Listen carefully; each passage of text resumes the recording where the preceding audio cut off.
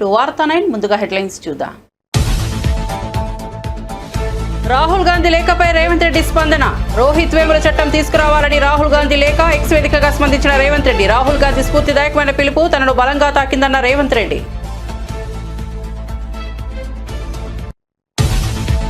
కేంద్ర మంత్రి సిఆర్ పాటిల్తో సమావేశమైన ముఖ్యమంత్రి చంద్రబాబు. సమావేశంలో పాల్గొన్న కేంద్ర మంత్రులు రామ్మోహన్ నాయుడు, పెమ్మసాని చంద్రశేఖర్, ఎంపీలు. ఢిల్లీలో కేంద్ర మంత్రి పాటిల్తో భేటీ అయిన సీఎం చంద్రబాబు.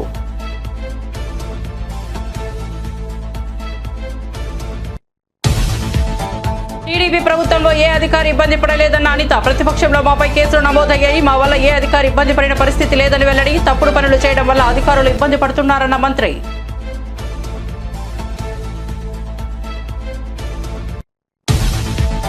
ప్రభుత్వం చిత్ర పరిశ్రమను ప్రోత్సహిస్తోందన్న భట్టి. తెలుగు చిత్రాలను మాత్రమే కాదు, ఉర్దూ చిత్రాలను కూడా ప్రోత్సహిస్తామన్న డిప్యూటీ సీఎం భట్టి విక్రమార్క. తెలంగాణ గుండె చప్పుడును తన పాటల ద్వారా విశ్వవ్యాప్తంగా చేసిన వ్యక్తి గద్దర్. పిల్లవాడి నుంచి వృద్ధుడి వరకు గద్దర్ బాణీ పాటలను అనుకరిస్తారన్న భట్టి. విజయనగరం జిల్లాలో మంత్రి నిమ్మల రామానాయుడు పర్యటన. అధికారులు, నెల్లిమల ఎమ్మెల్యే కూటమి నేతలు అధికారులతో కలిసి ప్రాజెక్టు పరిశీలన. బ్యారేజ్ మెయింటెనెన్స్ పై ప్రత్యేక దృష్టి సారించాలని అధికారులకు ఆదేశం. 90% పనులు పూర్తయినా గత వైఎస్ఆర్సీపీ ప్రభుత్వం నిర్లక్ష్యం చేసిందని వెల్లడి. మళ్లీ పెరిగిన బంగారం ధరలు. 1,00,000 దాటిన 10 గ్రాముల బంగారం ధర. ఏకంగా 3,000 పెరిగిన గోల్డ్ రేట్. సామాన్యులకు మరింత భారం.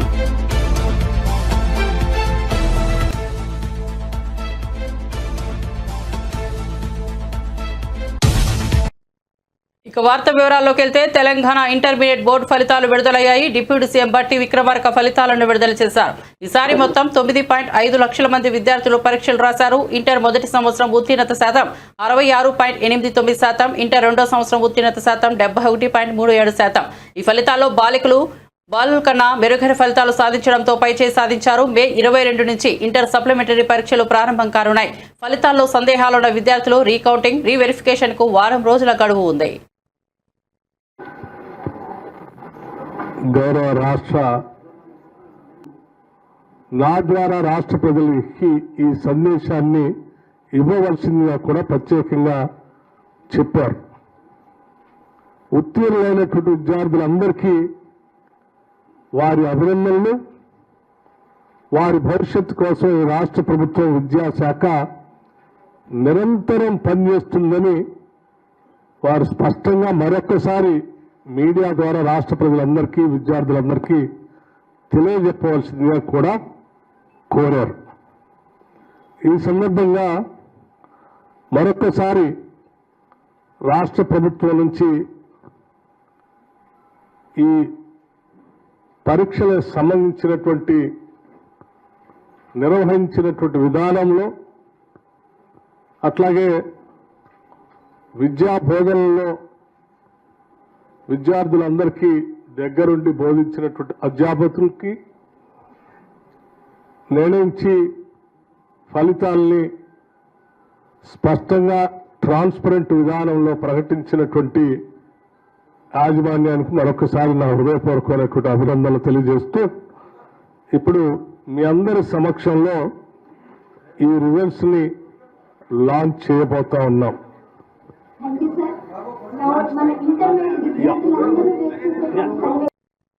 ప్రతిపక్షంలో ఉన్నప్పుడు తమపై కూడా అనేక కేసులు నమోదైనప్పటికీ ఏ అధికారిని ఇబ్బంది పెట్టినా చరిత్ర తాము కలిగి లేమని హోంమంత్రి బంకలపూడి అనిత స్పష్టం చేశారు. ప్రజావేదిక కూల్చినప్పటి నుంచి విధ్వంస రాజకీయాలు మొదలయ్యాయని గుర్తు చేస్తూ ఇప్పటికీ అధికారులు ఇబ్బంది పడుతున్న కారణం వారి తప్పిదాలేనని విమర్శించారు. అధికారులతో తప్పులు చేయించి వారినే ఇబ్బంది పెట్టడం ఏమిటని ప్రశ్నించారు. టీడీపీ పాలనలో ఎవరు ఇబ్బంది పడలేదని, అధికార యంత్రాంగాన్ని బాధపెట్టే పని తమ పార్టీ చేయదని అనిత హైలైట్ చేశారు. అదేవిధంగా రాబోయే మాన్సూన్ కి సంబంధించి ఏదైనా సైక్లోన్ వచ్చినా, ఫ్లడ్ వచ్చినా కూడా ఎలాగ మనం ప్రిపేర్డ్ గా ఉండాలని చెప్పి లైనింగ్ డిపార్ట్మెంట్ అందరితోని కూడా ఈ రోజు ఒక రివ్యూ ఏర్పాటు చేసుకోవడం జరిగింది. కొన్ని చోట్ల డ్రైన్ సిస్టమ్ లోని ఈ వాటర్ పైప్ లైన్స్ అనేవి కొన్ని చోట్ల మేము కూడా ఐడెంటిఫై చేయడం జరిగింది. ఇలాంటివి ఎక్కడ రాకుండా, వాటర్ కంటామినేషన్ అవ్వకుండా కూడా ఫర్దర్ గా ఎటువంటి ఇబ్బందులు రాకుండా చూసుకునే బాధ్యత తీసుకోమని అన్ని డిపార్ట్మెంట్స్ కి కూడా చెప్పడం జరిగింది. Health department, agriculture department, RWS, irrigation, everything. Irrigation department వాళ్ళకి కూడా బండ్ స్ట్రెంగ్స్ ఎలా ఉన్నాయి, ఆ బండ్ స్ట్రెంగ్ చేయాలి చేయాలి అనుకుంటే ఇంకా ఎస్టిమేషన్స్ ఎలా అవుతాయి? ఎట్టి పరిస్థితుల్లోని బండ్ స్ట్రెంత్ కి సంబంధించిన ఒక ఓవరాల్ రిపోర్ట్ కూడా మాకు మే 2nd వీక్ కల్లా కావాలని చెప్పుకున్నాం. దీనికి సంబంధించి ఇరిగేషన్ డిపార్ట్మెంట్ తో ఇరిగేషన్ మంత్రి గారితో కూడా సెపరేట్ గా ఒక మీటింగ్ అరేంజ్ చేసుకుని జయలక్ష్మి గారు మేము కూడా ఫర్దర్ గా బుడమేరు లాంటి ఎక్స్పీరియన్సెస్ ఎట్టి పరిస్థితులు రాకూడదు. దీనికి కూడా ప్రధాన కారణం కూడా మీకు తెలుసు, లాస్ట్ 5 years ఇరిగేషన్ డిపార్ట్మెంట్ ని మూలన కూర్చోబెట్టిన కారణంగా బండ్స్ కూడా స్ట్రెంథనింగ్ ఎక్కడ ఎలా ఉన్నాయన్నది కూడా డిపార్ట్మెంట్ వాళ్ళకి తెలియని పరిస్థితి అయిపోయింది. దాని కారణంగానే లాస్ట్ బుడమేరు సిచ్యువేషన్ కూడా మనం 20 రోజులు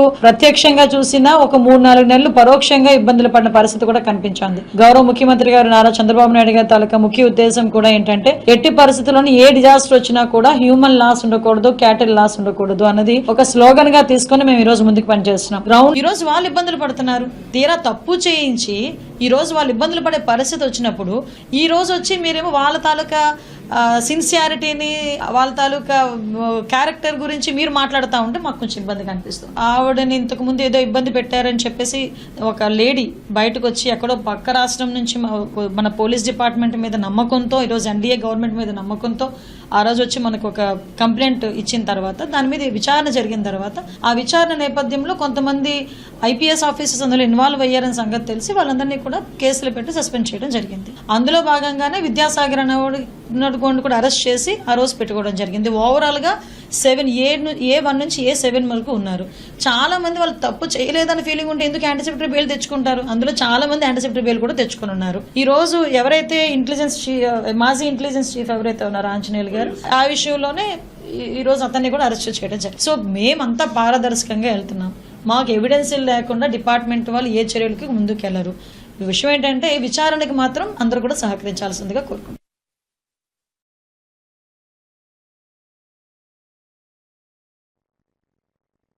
తెలంగాణలో విద్యార్థుల ఆత్మహత్యలను నివారించేందుకు విద్యాసంస్థల్లో వివక్షను రూపుమాపేందుకు ప్రత్యేకంగా రోహిత్ వేముల చట్టం తీసుకురావాలని కాంగ్రెస్ అగ్రనేత రాహుల్ గాంధీ రాసిన లేఖపై తెలంగాణ ముఖ్యమంత్రి రేవంత్ రెడ్డి స్పందించారు.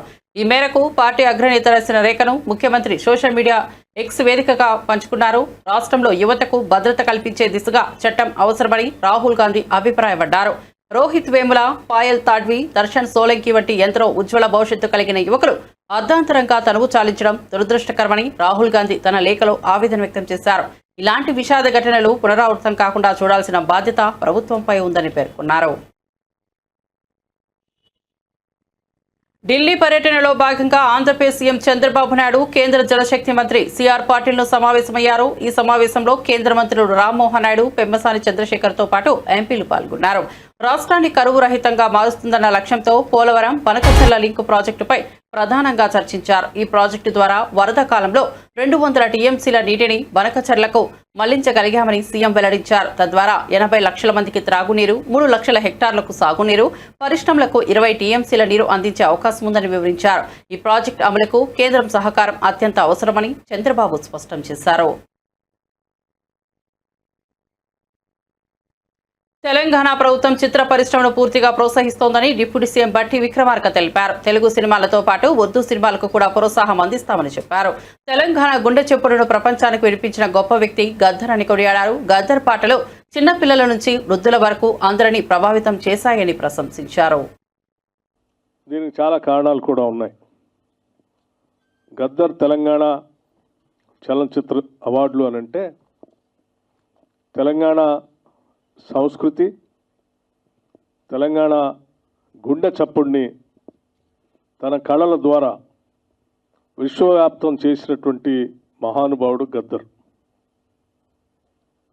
ఆయన బాణి కానీ లేకపోతే ఈ తెలంగాణలో ఉన్నటువంటి సంస్కృతిని, ఈ తెలంగాణలో ఉన్నటువంటి భావజాలాన్ని తెలంగాణ రాష్ట్రానికే కాకుండా దేశవ్యాప్తంతో పాటు ప్రపంచంలో ఒక స్పష్టమైనటువంటి మార్గాన్ని ఏర్పాటు చేయడం ద్వారా ప్రతి తెలంగాణ పల్లెలో కూడా ఆయన బాణి ద్వారా సమాజానికి పనికొచ్చేటువంటి కళల ద్వారా వ్యాప్తి చేసేటువంటి కార్యక్రమాన్ని ప్రతి చిన్నవాడి దగ్గర నుంచి వృద్ధుడి వరకు తీసుకొని ముందుకు వెళ్ళినటువంటి విషయం మనందరికీ తెలిసిందే.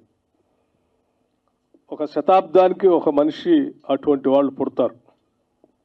అటువంటి వాళ్ళు తెలంగాణ రాష్ట్రంలో పుట్టడం తెలంగాణ రాష్ట్ర అదృష్టంగా మేమంతా భావిస్తూ ఈ రాష్ట్ర అభివృద్ధి కోసం, తెలంగాణ రాష్ట్ర ఆవిర్భావం కోసం ఆయన పెద్ద ఎత్తున పాదయాత్ర చేసి సింగరేణి కాలనీస్ నుంచి మొదలుపెట్టి ఆదిలాబాద్ వరకు తన పాటతో తెలంగాణ రాష్ట్ర ఆవిర్భావానికి పెద్ద ఎత్తున ఊపిరి పోసిన మహానుభావుడి పేరు మీద ఆ కల్చర్ ద్వారా తీసుకొచ్చినటువంటి విప్లవం ద్వారా వచ్చినటువంటి ప్రక్రియతో ఇక్కడ ఉన్నటువంటి ప్రజలందరూ కూడా పెద్ద ఎత్తున ఉద్యమంలో పాల్గొని ప్రత్యేక రాష్ట్ర ఆవిర్భావానికి నాంది పలికారు. అటువంటి వ్యక్తి పేరు మీద ఈ కళలకు పుట్టినిల్లు అయినటువంటి హైదరాబాద్ నగరంలో ఉన్నటువంటి తెలంగాణ తెలుగు చలనచిత్ర పరిశ్రమని పూర్తిగా పెద్ద ఎత్తున ఈ దేశంలోనే కాదు ప్రపంచంలో కూడా ఎంత పెద్ద ఎత్తున సినిమా అవార్డులు చేసుకుంటారో అంతకంటే గొప్పగా హైదరాబాద్ నగరంలో చేయాలనేటువంటి ఆలోచనతోనే ఈ రాష్ట్ర ప్రభుత్వం చాలా స్పష్టంగా ఉంది. నేను మా మంత్రి గారు కోమటిరెడ్డి వెంకటరెడ్డి గారు కానీ YSR Congress party political advisor committee సభ్యులతో పార్టీ అధినేత మాజీ ముఖ్యమంత్రి వైఎస్ జగన్మోహన్ రెడ్డి కీలక సమావేశం నిర్వహించారు. పార్టీ భవిష్యత్ కార్యాచరణ, రాజకీయ వ్యూహాలపై ఈ భేటీలో చర్చించారని సమాచారం. రాష్ట్రంలో తాజా రాజకీయ పరిణామాలు, పార్టీ బలోపేతానికి తీసుకోవాల్సిన చర్యలు, నేతల సమన్వయం వంటి అంశాలపై సమగ్రంగా చర్చించారట. త్వరలో జరిగే పార్టీ కార్యకర్తల సమావేశాలకు దిశానిర్దేశం ఇచ్చిన జగన్ పార్టీ నేతలకు స్పష్టమైన మార్గదర్శకాలు అందించినట్లు తెలుస్తోంది. ప్రజల్లోకి వెళ్లి పార్టీ సిద్ధాంతాలు, తాము చేసిన అభివృద్ధి కార్యక్రమాలను వివరించాలంటూ సూచించినట్లు సమాచారం. వైఎస్ఆర్ కాంగ్రెస్ పార్టీ నేత విజయసాయిరెడ్డిపై మాజీ మంత్రి అంబటి రాంబాబు తీవ్రస్థాయిలో విమర్శలు చేశారు. ఇటీవల విజయసాయి చేస్తున్న వ్యాఖ్యలపై స్పందించిన అంబటి, మా పార్టీ నుంచి బయటకు వెళ్లిపోయి మాపై బురద చల్లే ప్రయత్నం చేస్తున్నారని మండిపడ్డారు. అడ్డుగోలుగా మాట్లాడే వాళ్లకు సమాధానం చెప్పాల్సిన అవసరం లేదు. ఇలాంటి వాళ్లను మేము చాలా మందిని చూసాం. ఇప్పుడు చంద్రబాబు చేతుల్లోకి వెళ్లిపోయి మాట్లాడుతున్నాడని అంబటి ఆరోపించారు.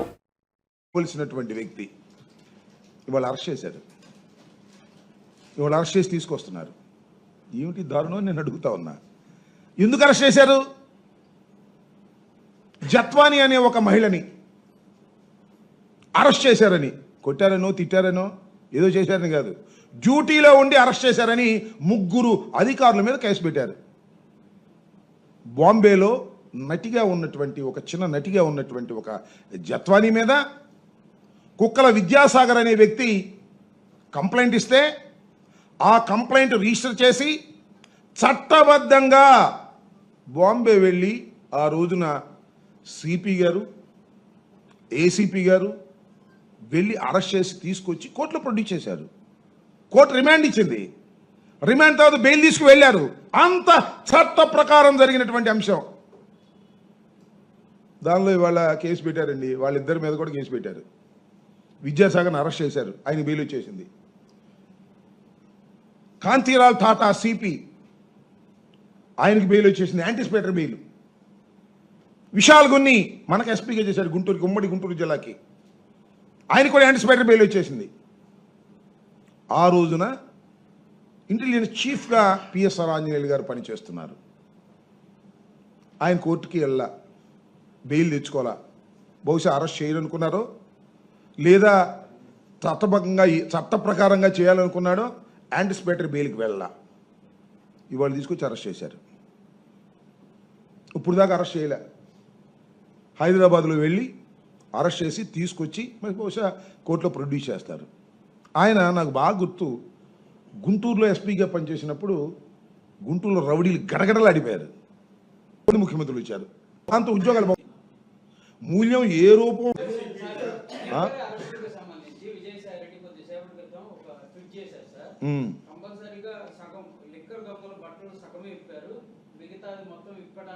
అంటే ఆయన కూడా ఇప్పేస్తే సగం ఆయన సగం అయి ఉంటుంది.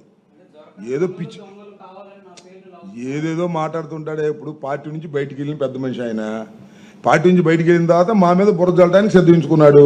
చంద్రబాబు చేతిలోకి వెళ్ళిపోయాడు. ఏముంది దానిలో, ఏదైనా మాట్లాడతాడు. అలాంటి వాటికి ఏం సమాధానం చెబుతాం? అడ్డుగోలుగా మాట్లాడే వాళ్ళకి. మా పార్టీ నుంచి బయటికి వెళ్ళిపోయాడుగా. ఇక మా పార్టీ మీద బురద జల్లే కార్యక్రమం చేస్తున్నాడు. చేసుకొని ఎవడు కాదంటే ఇలాంటి చాలా చూసాం.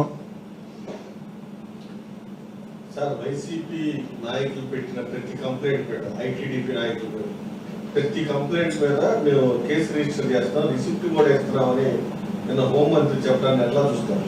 నాకేసే ఉందిగా. నేను 5 కంప్లైంట్లు ఇచ్చా. ఒక్కటి రిజిస్టర్ చేయలే, ఒక్కటి కోర్టుకు వెళ్ళి. హైదరాబాద్ స్థానిక సంస్థల ఎమ్మెల్సీ ఎన్నికల ప్రచారంలో బీజేపీ నేత బండి సంజయ్ హిందుత్వ వ్యాఖ్యలపై మంత్రి పొన్నం ప్రభాకర్ తీవ్రంగా మండిపడ్డారు. బీజేపీకి ఓటు వేయకపోతే హిందువు కాడా అనే విధంగా బండి సంజయ్ చేసిన వ్యాఖ్యలు మతపరమైన చిచ్చును రగిలిస్తున్నాయని ఆగ్రహం వ్యక్తం చేశారు. ఈ మేరకు ఆయనపై తక్షణమే చర్యలు తీసుకోవాలని ఎన్నికల కమిషన్కు ఫిర్యాదు చేస్తామని వెల్లడించారు. హిందుత్వవాద బ్యానర్లు కడితే రెచ్చగొట్టి ప్రభావితం చేసేటువంటి ప్రయత్నం చేస్తూ ఉన్నారు. పుట్టుకతో హిందువు, భారతీయ జనతా పార్టీకి ఓటు వేయకపోతే హిందూ కాదా? భారతీయ జనతా పార్టీకి ఓటేయమని కాంగ్రెస్ పార్టీని అడుగుతూ ఉన్నాడు బండి సంజయ్ గారు. నైతికత ఉండాలి కదా. రాజకీయంగా unlimited rural body or legislation ఎన్నికల్లో అన్ని రాజకీయ పార్టీలు పోటీ చేస్తే ఓట్ల సంఖ్య ఎక్కువ. కానీ హైదరాబాద్ ఎమ్మెల్సీ స్థానిక సంస్థల ఎన్నికలకు మొత్తం ఓట్లే 112. ఆ 112 ఓట్లల్లో బీఆర్ఎస్కి 24, బీజేపీకి 24 మొత్తం కలిస్తే కూడా వాళ్ళ మెజారిటీ రాదు. 50 ఎంఐఎం ఉన్నాయి, కాంగ్రెస్ 14 ఉన్నాయి. ఈ విధంగా ఉన్నటువంటి ఓటింగ్ ప్యాటర్న్లా 50 ఓట్ల అబ్సల్యూట్ మెజారిటీతో ఉన్నటువంటి ఎంఐఎం గెలుస్తుంటే 24 ఓట్లున్న బీజేపీ పోటీ చేస్తూ హిందువులైన వాళ్ళు ఓట్లు వేయాలని రెచ్చగొడితే ఏమర్థం ఉన్నది? ఇందులో టీఆర్ఎస్ పార్టీ ఓటు బహిష్కరించింది. కాంగ్రెస్ పార్టీకి ప్రజాస్వామ్యం మీద విశ్వాసం ఉన్నది. భారతీయ జనతా పార్టీకి ఓటేయం. ఎట్టి పరిస్థితులలో ఎంఐఎంకి వేస్తామా ఏమా, ఓటు కాడుకో ఏం చేస్తామో అన్న నిర్ణయం బరాబర్ కాంగ్రెస్ పార్టీ ఓటింగ్లో పాల్గొంటుంది. అదేవిధంగా ఈరోజు దేశ రాజకీయాలనే భారతీయ జనతా పార్టీ, కాంగ్రెస్ పార్టీ వేరు దారులు. మేము ప్రజాస్వామ్యాన్ని విశ్వసిస్తాం, వాళ్ళు నియంతృత్వాన్ని విశ్వసిస్తారు. మేము ప్రజాస్వామ్యాన్ని పరిరక్షిస్తాం, వాళ్ళు ప్రజాస్వామ్యాన్ని అపహాస్యం చేసే ప్రయత్నం చేస్తారు. నిన్న వాళ్ళ భారతీయ జనతా పార్టీ ఎంపీ నిషికాంత్ దుబే రాజ్యాంగం పట్ల, వ్యవస్థల పట్ల, సుప్రీంకోర్టు పట్ల మాట్లాడితే భారతీయ జనతా పార్టీ అధ్యక్షుడు నడ్డా గారు ఖండించారు. నిజంగా ఆ అంశాల పట్ల మీ పార్టీ కన్సర్న్ ఉంటే ఫస్ట్ సస్పెండ్ చేయండి, ఆయన పార్టీ నుంచి బహిష్కరించండి. బీజేపీ నిజాయితీ నిరూపించుకోండి. ఒకవైపు మీరే రెచ్చగొడతారు, మళ్ళీ మీరే వారిని సమర్థించినట్టు రక్షించే కాపాడే ప్రయత్నం చేస్తారు. This is unfortunate. అందుకే కాంగ్రెస్ దేశవ్యాప్తంగా జై బాపు, జై భీమ్, జై సంవిధాన్ పేరు మీద కార్యక్రమం జరుపుతుంది. ఎందుకు జరుపుతుంది? రాజ్యాంగాన్ని పరిరక్షించుకోవడానికి. ఇక్కడ కూడా కేంద్ర మంత్రి బండి సంజయ్ గారు అంటూ ఉన్నారు, స్థానిక సంస్థల ఎన్నికలైతే నిజంగా హిందువులైతే భారతీయ జనతా పార్టీ కోటేమని ఇంత బహిరంగ అడిగితే ఎలక్షన్ కమిషన్ ఎందుకు మౌనంగా ఉందో అర్థమవుతలేదు. అందుకే నేను మళ్ళొక్కసారి ఎలక్షన్ కమిషన్ కూడా ఫిర్యాదు చేస్తూ ఉన్నాం. బండి సంజయ్ గారి వ్యాఖ్యలు కానీ, లేదా ఇక్కడ జరుగుతున్నటువంటి బ్యానర్లు కట్టడం కానీ, ఎన్నికల హైదరాబాద్ ఎమ్మెల్సీకి సంబంధించిన ఎన్నికల కోడ్ ఉన్నటువంటి సందర్భంలో జరుగుతున్నటువంటి మతపరమైన ప్రేరేపిత అంశాల పట్ల జాగ్రత్తగా వ్యవహారం చేయాల్సిన అవసరం ఉందనే మాట ఈ సందర్భంగా తెలియజేస్తూ, స్పష్టమైన మెజారిటీ 112 ఓట్లు టీఆర్ఎస్. ఆంజనేయుల అరెస్టుపై మాజీ మంత్రి రోజా తీవ్రంగా స్పందించారు. తప్పు చేయని ఐపీఎస్ అధికారి పీఎస్ఆర్ ఆంజనేయులను అరెస్ట్ చేయడం అన్యాయమని పేర్కొన్నారు. రెడ్ బుక్ ను నెపంగా రాజ్యాంగాన్ని విస్మరించిన పోలీసులపై త్వరలోనే బుద్ధి చెప్పే రోజులు వస్తాయని హెచ్చరించారు. కూటమి ప్రభుత్వం ఎంత దిగజారిందో ఇదే నిదర్శనమని, ప్రజాస్వామ్యాన్ని అణిచివేయాలని కుట్రపూరిత చర్యల్ని తిప్పుకొట్టేందుకు ప్రజలు సిద్ధంగా ఉన్నారని అన్నారు. తప్పుడు కేసులతో ప్రతిష్టలపై దాడి చేయడం బాధాకరమని ఆమె ఆరోపించారు. ప్రభుత్వం అసలైన నేరస్తులను వదిలేసి నిర్దోషులపై చర్యలు తీసుకోవడం దారుణమని ఆమె విమర్శలు గుప్పించారు. ఇవన్నీ ఒక ఎత్తైతే ఈరోజు రాష్ట్రంలో అవినీతి ఎంత విచ్చలవిడిగా జరుగుతుందో అందరూ కళ్ళారా చూస్తున్నారు. అది ఇసుక కానీ, అది మైనింగ్ కానీ, ల్యాండ్స్ కానీ, ఎంత సిగ్గుచేటో ఒకసారి అందరూ కూడా ఆలోచించాలి. ఈరోజు ఇంటెలిజెన్స్ చీఫ్గా పనిచేసిన పిఎస్ఆర్ ఆంజనేయులు గారిని అరెస్ట్ చేసి తీసుకురావడం చూస్తుంటే డైవర్షన్, డర్టీ పాలిటిక్స్కి పరాకాష్ట. అంటే ఈ కూటమి ప్రభుత్వం ఎంత దిగజారిపోయిందో ఇక్కడ స్పష్టంగా అర్థమవుతుంది. పోలీసులు గుర్తుపెట్టుకోవాలి, ఈరోజు లోకేష్ చంద్రబాబు నాయుడు మాటలు విని రెడ్ బుక్ రాజ్యాంగాన్ని అమలు చేస్తున్న పోలీస్ ఆఫీసర్స్ ఇది మీరు అర్థం చేసుకోవాలి. తప్పు చేయని ఆంజనేయులు గారిని ఈ విధంగా అరెస్ట్ చేసి ఆయన్ని హ్యూమిలేట్ చేస్తూ అవమానపరుస్తుంటే, తప్పు చేసిన మిమ్మల్ని చట్టం ముందు నిలబెట్టి మీకు బుద్ధి చెప్పే రోజు దగ్గరలో ఉంది. కాబట్టి అలాంటి తప్పులు చేయకుండా మీ పని మీరు కరెక్ట్గా చేయమని కూడా ఈ సందర్భంగా తెలియజేసుకుంటున్నాను. ఎందుకంటే ఏదో కిరీటం పెట్టేస్తారు చంద్రబాబు నాయుడు, లోకేష్ అని చెప్పి చాలా చోట్ల పోలీసులు పెద్ద స్థాయి నుంచి కింద స్థాయి వరకు అందరూ కూడా వన్ సైడ్గా తప్పుడు సాక్ష్యాల్ని సృష్టించి తప్పుడు కేసులు పెట్టి ఏ విధంగా అరెస్ట్ చేసి పైశాచిక ఆనందం పొందుతున్నారో వాళ్ళందరినీ కూడా హెచ్చరిస్తున్నా. భవిష్యత్తులో మళ్ళీ కూటమి ప్రభుత్వం వచ్చే అవకాశం లేదు. ప్రజలు ఇప్పటికే మేల్కొన్నారు. ఈ కూటమి ప్రభుత్వం వల్ల వాళ్ళు సర్వనాశనమైన విషయాన్ని వాళ్ళు గుర్తించారు. జగన్మోహన్ రెడ్డి గారి ప్రభుత్వంలో పేదలు ప్రశాంతంగా బ్రతికిన విధానం గుర్తుపెట్టుకొని మళ్ళీ జగనన్న కోసం ఎదురు చూస్తున్నారు. జగనన్న ముఖ్యమంత్రి అయిన వెంటనే తప్పు చేసిన వాడు ఎవరైనా వదిలిపెట్టేది లేదు. న్యాయస్థానం ముందు నిలబెట్టి వాళ్ళందరినీ కూడా జైలుకు పంపిస్తామని కూడా హెచ్చరిస్తున్నాం. అండ్ ఈరోజు మీరు చూస్తే ఎంత విచిత్రంగా తయారైందంటే చంద్రబాబు నాయుడు నైజం. ఆయన తప్పు చేస్తాడు, సాక్ష్యాధారాలతో సంతకం పెట్టి దొరికిపోతాడు. డొల్ల కంపెనీల్లో కంపెనీ అనేదే ఉండదు, కొత్తగా ఒకటి సృష్టించి దాంట్లో డబ్బులు ట్రాన్స్ఫర్ చేసి దాన్ని ఎలా వాళ్ళ అకౌంట్లోకి తెచ్చారో అన్నీ కూడా క్లియర్ కట్గా దొరికిపోయాయి. స్కిల్ డెవలప్మెంట్ అదే వైఎస్ఆర్ గారు కానీ జగన్. యాదాద్రి భువనగిరి జిల్లా వలిగొండ మండల కేంద్రంలో భూభారతి చట్టంపై అవగాహన సదస్సు నిర్వహించారు. ఈ కార్యక్రమంలో రాష్ట్ర మంత్రి పొంగులేటి శ్రీనివాసరెడ్డి, భువనగిరి ఎంపీ చామల కిరణ్ కుమార్ రెడ్డి, ఆ ప్రాంత ఎమ్మెల్యే కుంభం అనిల్ కుమార్ పాల్గొన్నారు. భూ సమస్యల పరిష్కారానికి భూభారతి చట్టం ఎంత కీలకమో ప్రజలకు వివరించారు. ధరణి లోపాల వల్ల నష్టపోయిన వారికి న్యాయం చేయడమే ఈ చట్టం ఉద్దేశమని చెప్పారు. గ్రామస్తులు, రైతులు పెద్ద సంఖ్యలో హాజరై తమ సందేహాలను అధికారులు, ప్రజాప్రతినిధులతో చర్చించారు. భవిష్యత్తులో భూ వివాదాలు తలెత్తకుండా ఈ చట్టం ఉపయోగపడుతుందని నేతలు స్పష్టం చేశారు.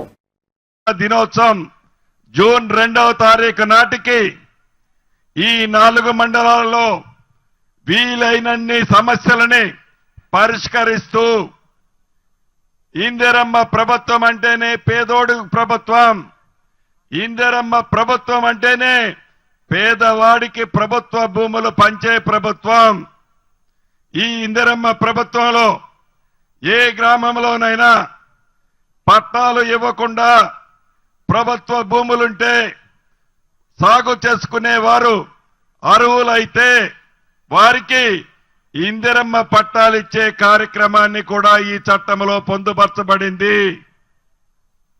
అంతేకాదు, మే 1వ తారీఖు నుంచి రాష్ట్ర వ్యాప్తంగా మిగిలిన 28 మండలాలలో ప్రతి 28 జిల్లాలలో ప్రతి జిల్లాకి ఒక మండలాన్ని పైలట్ మండలంగా తీసుకుంటాం. ఈ మండలాలలో నుంచి వచ్చే సూచనల ఆధారంగా అవసరమైతే చట్టములో ఉన్న నియమ నిబంధనలని చిన్న చిన్న కరెక్షన్స్ ఉన్నా చేయటానికి మన ఇందిరమ్మ ప్రభుత్వానికి ఏ రకమైన భేషజం లేదు. ప్రజలకి ఉపయోగకరమైన చట్టం తేవాలన్నది ఏకైక లక్ష్యం తప్ప మన ఇందిరమ్మ ప్రభుత్వానికి ఏదో చట్టం చేశాం, అది ప్రజల మీద రుద్దుతాం, ప్రజల అభిప్రాయానికి భిన్నంగా చట్టాన్ని చెయ్యము అని కూడా ఈ వేదిక ద్వారా మరొక్కసారి తెలియజేస్తున్నాను. ఈ చట్టం వల్ల ఉపయోగాలు 1-2 చెప్తాను, మిగిలిన అన్ని కలెక్టర్ గారు మిగతా మిత్రులు చెప్పారు. మొదటిది సాదా బైనామాలు. అవతరణ దినోత్సవం జూన్ 2వ తారీఖు నాటికి ఈ 4 మండలాలలో విజయనగరం జిల్లాలో మంత్రి నిమ్మల రామానాయుడు పర్యటించారు. నెల్లిమర్ల నియోజకవర్గంలో ఉన్న తారకరామ తీర్థసాగర్ ప్రాజెక్టును ఆయన సందర్శించారు. ఈ కార్యక్రమంలో నెల్లిమర్ల ఎమ్మెల్యే కూటమి నేతలు, జిల్లా అధికారులు కూడా పాల్గొన్నారు. ప్రాజెక్టు నిర్మాణంలో మిగిలిన పనులను పరిశీలించిన మంత్రి బ్యారేజ్ మెయింటెనెన్స్ పై అధికారులకు స్పష్టమైన ఆదేశాలు జారీ చేశారు. 90% పనులు పూర్తయిన ఈ ప్రాజెక్టును గత వైఎస్ఆర్సీపీ ప్రభుత్వం నిర్లక్ష్యంగా వదిలేసిందని ఆయన విమర్శించారు. పునరావాసం కోసం 176 కోట్లు విడుదల చేయాల్సిన అవసరం ఉందని తెలిపారు. విజయనగరం పట్టణానికి భోగాపురం ఎయిర్పోర్టుకు త్రాగునీరు, ఇతర అవసరాలకు ఈ ప్రాజెక్టు కీలకంగా మారనుందని నిమ్మల అన్నారు. ఆ P4 ని మన ఈస్ట్ గోదావరిలో కూడా పకడ్బందీగా అమలు చేసేటువంటి విధంగా ప్రతి కాన్స్టిట్యున్సీలోనూ P4 ని మరి మానిటరింగ్ చేయడానికి ప్రతి కాన్స్టిట్యున్సీలోనూ కూడా ఒక 6 ఈ యొక్క P4 ని కాన్స్టిట్యున్సీ లెవెల్లో మరి వాళ్ళు కోఆర్డినేట్ చేసుకోవడానికి, అదేవిధంగా డిస్ట్రిక్ట్ లో కూడా ఒక 5 మెంబర్స్ ని మనం అపాయింట్మెంట్స్ ఇచ్చి ఆ P4ని పగడబందీగా ఈ యొక్క జిల్లాలో అమలు చేసేటువంటి విధంగా, అదేవిధంగా ఏదైతే గ్రామాల్లో కూడా బిలో పావర్టీ లైన్ ఎవరైతే ఉన్నారో ఆ బిలో పావర్టీ లైన్ లో మొదటి విడతగా ఆఖరి 20% మంది లో ఇన్కమ్ ఎవరైతే ఉంటారో అటువంటి వాళ్ళని ఐడెంటిఫై చేసి వాళ్ళని బంగారు కుటుంబాలుగా మనం మరి అనౌన్స్ చేసుకుని, ఎవరైతే ఎన్ఆర్ఐస్ కానీ, ఎవరైతే దాతలు కానీ ఎవరైతే ఉంటారో వాళ్ళ సపోర్ట్ తీసుకుని ఆ బంగారు కుటుంబాలకి ప్రభుత్వం నుంచి ఆ సంక్షేమ కార్యక్రమాలు, అభివృద్ధి కార్యక్రమాలు, ఆ యొక్క ప్రయారిటీ వాళ్ళకి ఇచ్చేటువంటి విధంగా, అదేవిధంగా ఆ కుటుంబాల్లో ఇతరత్ర అంటే చాలా ఫ్యామిలీస్ ఎడ్యుకేటెడ్ గా పిల్లల్ని చదివించకపోవడం, లేకపోతే కొన్ని ఏదైతే డిస్సాటిస్ఫాక్షన్ ఏవైతే ఉంటాయో వాటిని కూడా సరిదిద్ది ఆ కుటుంబాలను కూడా ప్రయోజనాత్మకంగా చేసేటువంటి విధంగా తీర్చిదిద్దాలనేటువంటి P4 చంద్రబాబు నాయుడు గారు ఆలోచన ఏదైతే ఉందో దానికి అనుగుణంగా జిల్లాలో ద ఫస్ట్ ప్రయారిటీ దానికి ఇచ్చి ఆ 2047 విజన్ ని నెరవేర్చాలని చెప్పేసి మేజర్ గా ఈ రోజు డిఆర్సీ మీటింగ్ లో కూడా డిస్కషన్ చేసి డిసిషన్ తీసుకున్నామనే విషయాన్ని తెలియజేస్తూ ఉన్నా. అదేవిధంగా ఏదైతే మరొక ముఖ్యమైనటువంటి శాండ్, ఎందుకంటే ఈవేళ రాష్ట్రంలో ఇసుక అనేది ఒక నిత్యావసర వస్తువుగా మారిపోయినటువంటి పరిస్థితి మనందరికీ తెలుసు.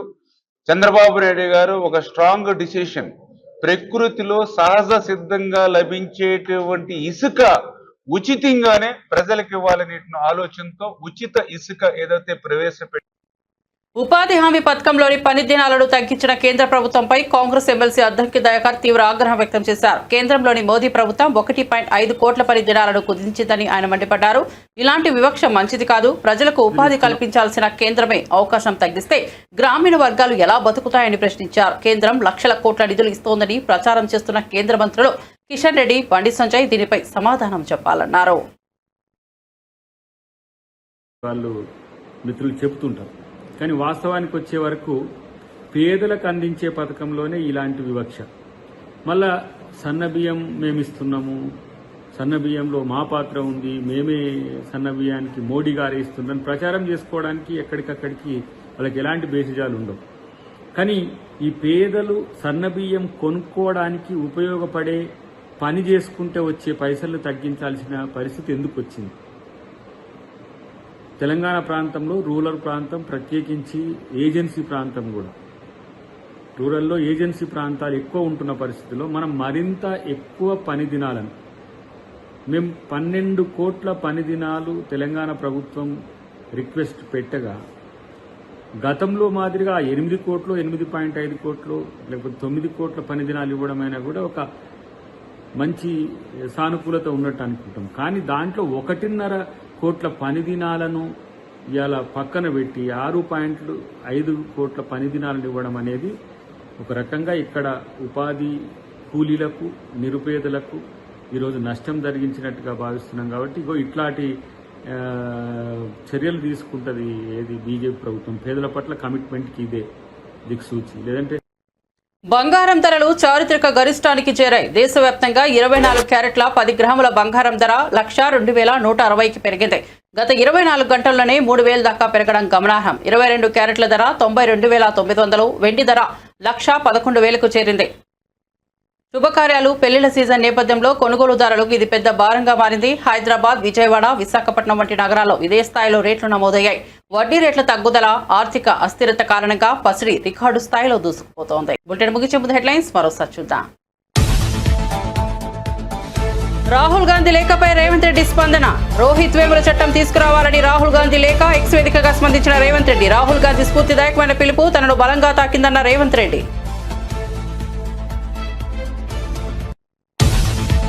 కేంద్ర మంత్రి సిఆర్ పాటిల్తో సమావేశమైన ముఖ్యమంత్రి చంద్రబాబు. సమావేశంలో పాల్గొన్న కేంద్ర మంత్రులు రామ్మోహన్ నాయుడు, పెమ్మసాని చంద్రశేఖర్, ఎంపీలు.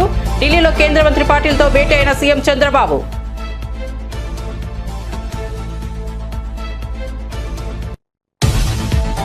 టీడీపీ ప్రభుత్వంలో ఏ అధికారి ఇబ్బంది పడలేదన్న అనిత. ప్రతిపక్షంలో మాపై కేసులు నమోదయ్యాయి, మా వల్ల ఏ అధికారి ఇబ్బంది పడిన పరిస్థితి లేదని వెల్లడి. తప్పుడు పనులు చేయడం వల్ల అధికారులు ఇబ్బంది పడుతున్నారన్న మంత్రి.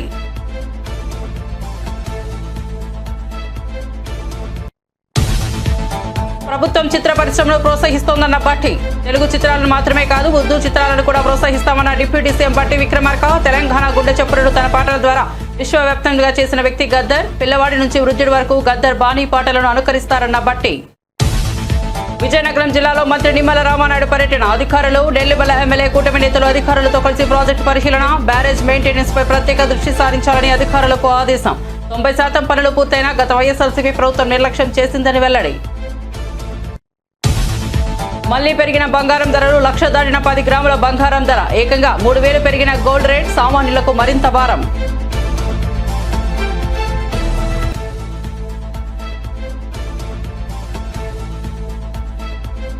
మరిన్ని అప్డేట్స్ కోసం చూస్తూనే ఉండండి వార్తా 9.